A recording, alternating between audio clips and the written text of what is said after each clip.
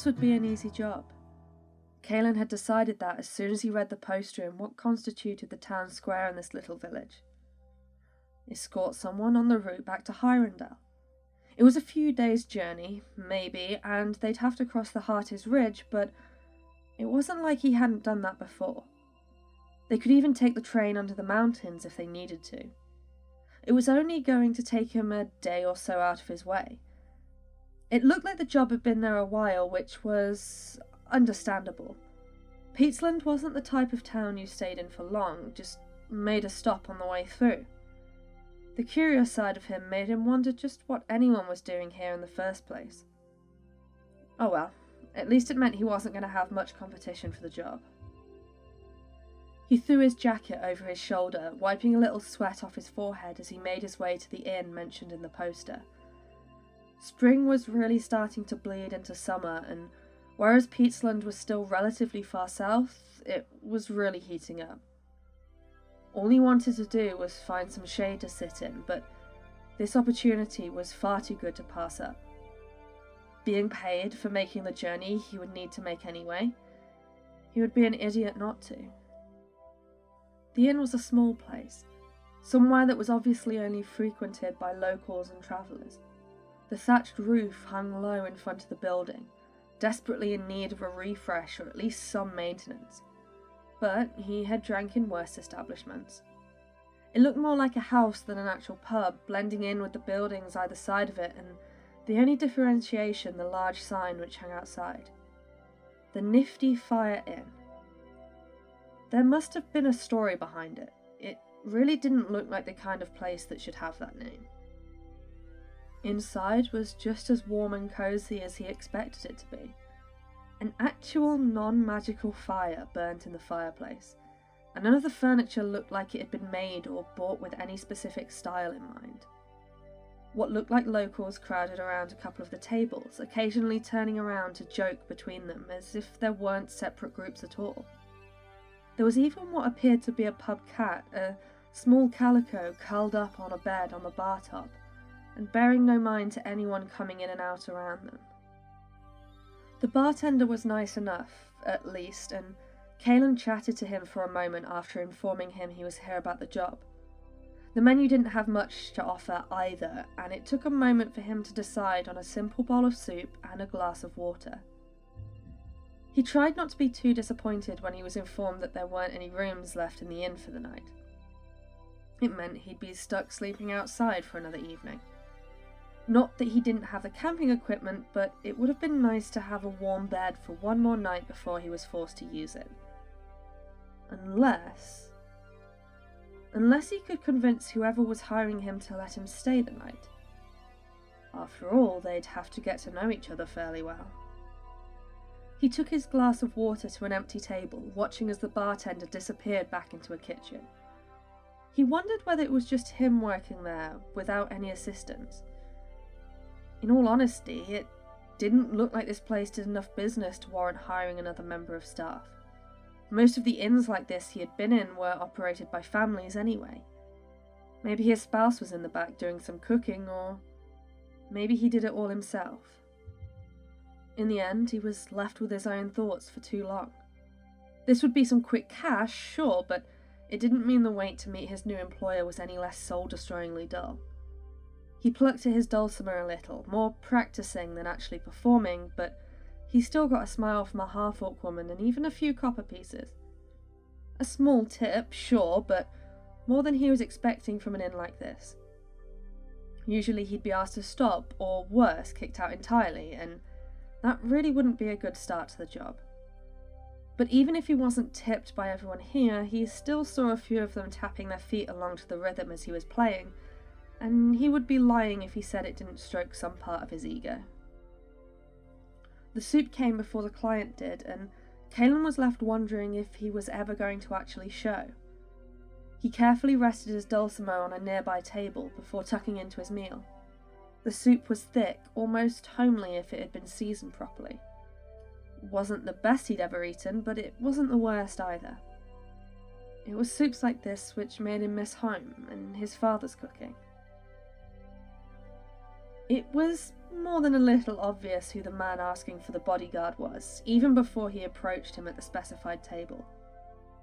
Caelan couldn't help but look up from his soup as everyone's heads turned, looking towards the stairs when the doors opened.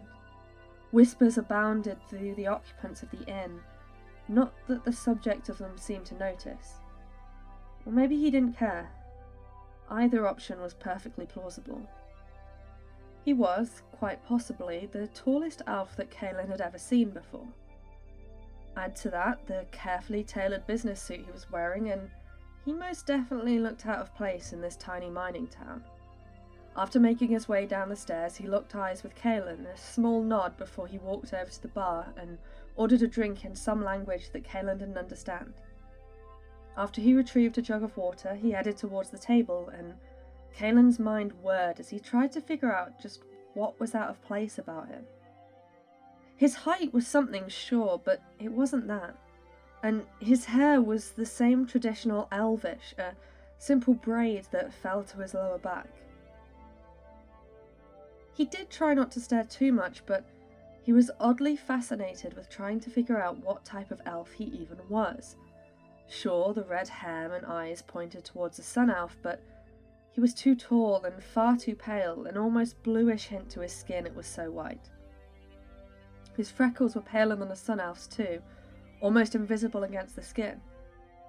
A moon elf would be plausible, but he had never seen a moon elf with red eyes or hair quite that light. It was possible he could be a mixture of the two, but surely that would have blended the colorations of each species rather than mixing and matching them. What exactly about me is captivating you? The other man's voice was deep, the musical words of Elvish rolling off his tongue like it belonged. Common Elvish, unfortunately, so no hints there. At least he was smirking, apparently either used to being stared at or just plain enjoying it. "You're very pretty," Caelan replied, smirking right back as he tried to hide his true intentions. It wasn't always the best practice to tell your potential employer you were wondering what the hell they were.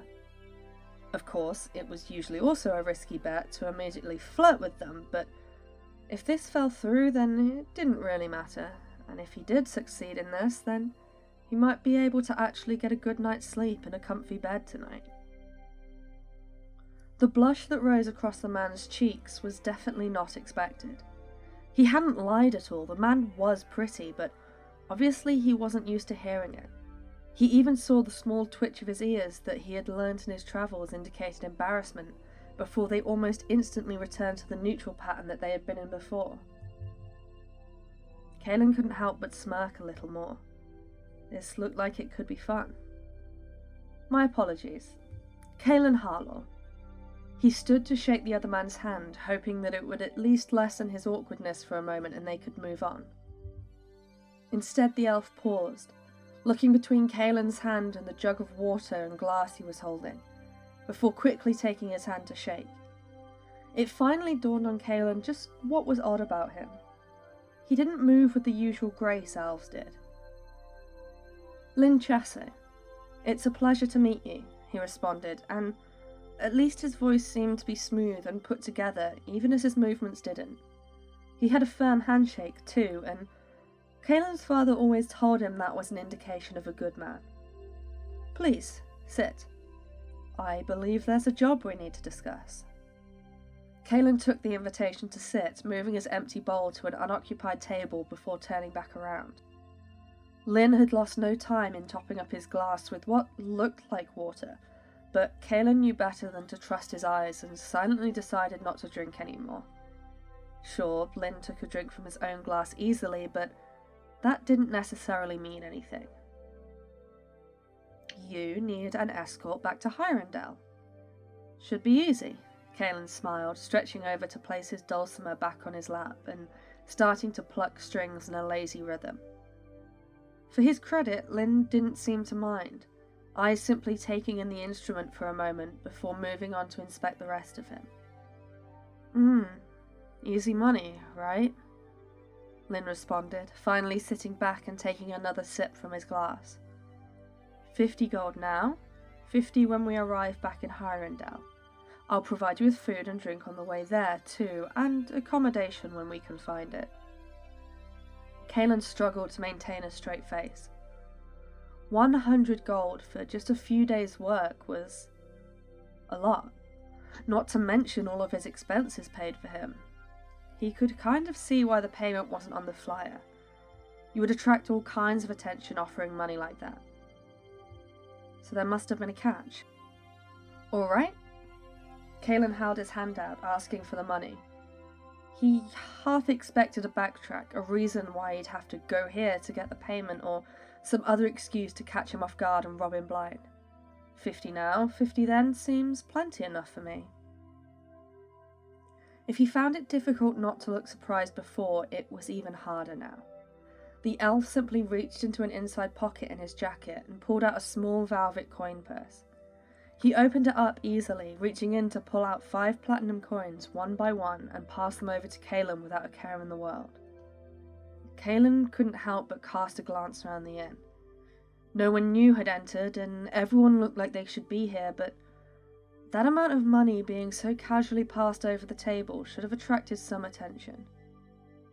He could definitely see why everyone was so intrigued when Lynn walked in. If he had been pulling stunts like this off for a while, then it was sure to get word around, for better or for worse.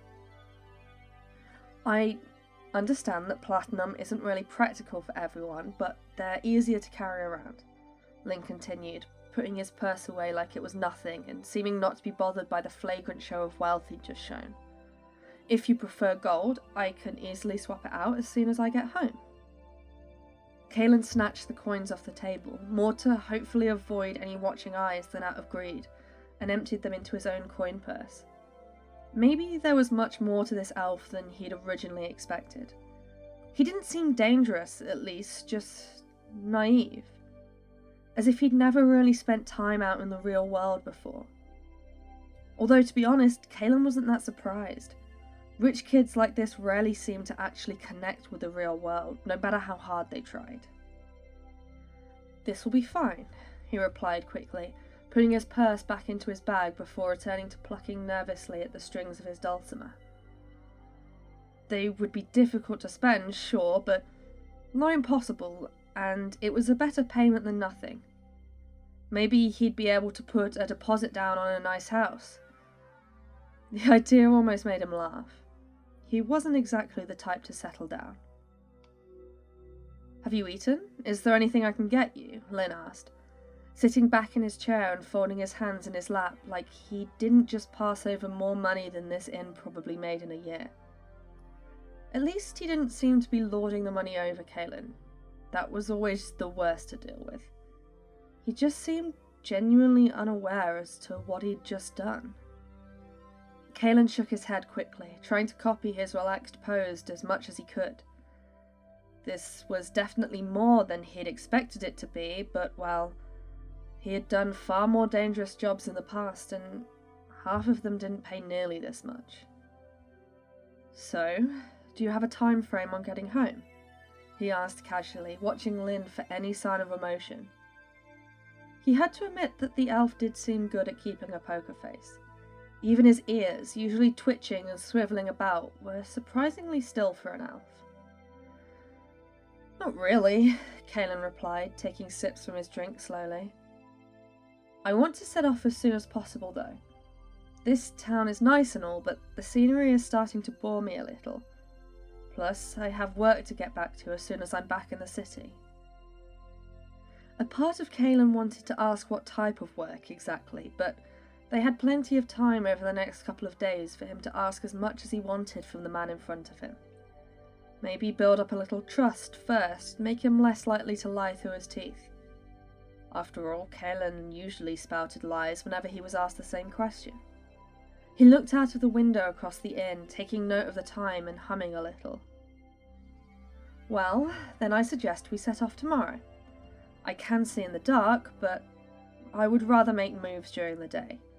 He wondered aloud more to himself than Lynn. "More bandits tend to attack during the night, waiting for racers who can't quite see as well. Maybe we get lucky and they don't attack us, but, well, I'd always rather play it safe than sorry."